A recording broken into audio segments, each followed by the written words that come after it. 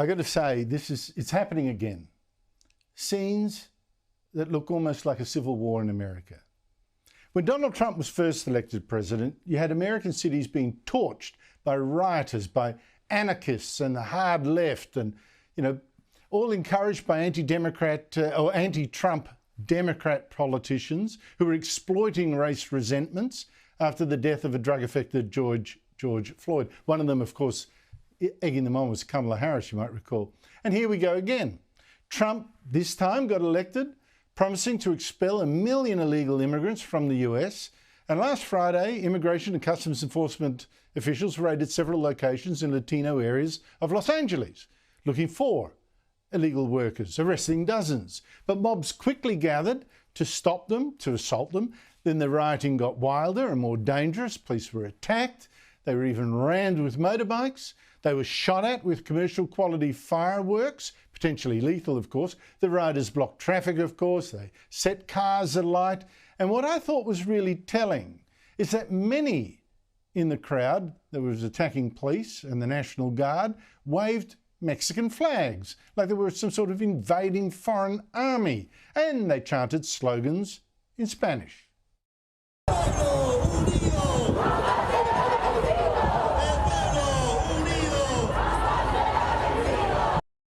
Others wore Palestinian keffiyehs and came masked, almost like Hamas figures, like they were looking for trouble. Some would call them anarchists or by any other variety of names, but they're people that we run across routinely city to city, and this is what they do. And once again, Democrat politicians were saying, oh no to the violence, yet still blaming Trump for calling in the National Guard, blaming him, saying he'd provoked the violence deliberately to make himself look tough. Trump wasn't backing off. You have violent people, and we're not going to let them get away with it. If we see danger to our country and to our citizens, we'll be very, very strong in terms of law and order. It's about law and order. And Kamala Harris, who lost the election to Donald Trump, the former vice president, actually called what you just saw, these riots, overwhelmingly peaceful. Overwhelmingly peaceful. Joining me is the country's top foreign affairs writer, Greg Sheridan of The Australian. Greg, to me, this overwhelmingly peaceful demonstration actually looked like an insurrection by, among others, foreigners aided by Americans who hate Trump or hate America. Yes, Andrew, good to be with you. This is a very serious moment in America. And I would cast it more widely. I think illegal immigration has become a critical issue in many Western societies. Now, I don't think we need to blame legal immigrants for this. Illegal immigration has been fostered by the left and centre-left of Western societies who have ceased to be law-abiding when it comes to immigration law. There's a great line in the movie Reagan, which I saw the other night, where Ronald Reagan, as a governor in the late 1960s, says to the university administrators, where do you get off telling students that they can pick and choose which laws they have to abide by? Now, the Democratic left in America, through the movement of sanctuary cities and the like, has said it simply won't cooperate with federal law on immigration. That was not the view of Barack Obama. Barack Obama deported 400,000 people in 2010, more than half of whom had no criminal record. They were just in the United States illegally. But since then, the left has decided that democracy is inadequate. It doesn't give them the result that they want, and that borders should be open and there should be no immigration control. Now, I think you're getting still a minority of Hispanics. I mean, the interesting thing is the Hispanic vote for Trump went up at the last election because legal immigrants hate illegal immigration. This kind of disorder hurts minorities in minority neighbourhoods. And generally, Hispanics have been terrific immigrants in America. They join the military in disproportionate numbers. They're very patriotic. They're socially very conservative.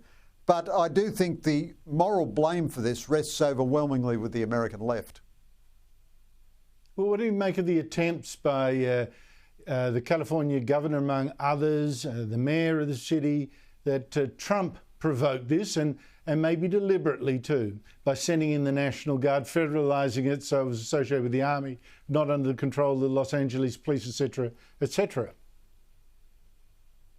Well, there are a couple of things about it. First of all, when the demonstrators first attacked the Immigration and Customs Enforcement people, the so-called ICE agency, the LA police were very, very slow to come to their assistance. Secondly, there's been a really vicious habit now, including among local officials, local Democrat officials, of doxing ICE agents, publishing their names and their private addresses and their photographs so that they can be subject to vigilante terrorism later on. Now, these are federal law enforcement agencies enforcing the law. If you are an illegal immigrant, that means you're there illegally, which means that you're liable to be deported. So Trump has deployed the National Guard in the first instance to protect federal property and the federal ICE agents. Now, if Gavin Newsom and the mayor of Los Angeles were cooperating with federal law enforcement in the way that they should,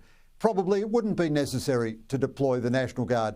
There has been a slight change by the Democrats this time. I noticed Newsom and also the mayor say every time now, you demonstrators must be peaceful, you must be law-abiding. I think they're aware that the politics of this runs very heavily against them with most Americans. And so they want to demonise Trump and blame Trump for the disorder, and yet at the same time, they recognise that they can't just valorise the demonstration in the way they did with Black Lives Matter, because ultimately that turns people against the Democrats. Every police union in the country supported Trump, and he won a plurality of the popular vote for the first time ever last time, and illegal immigration was the #1 issue, I think.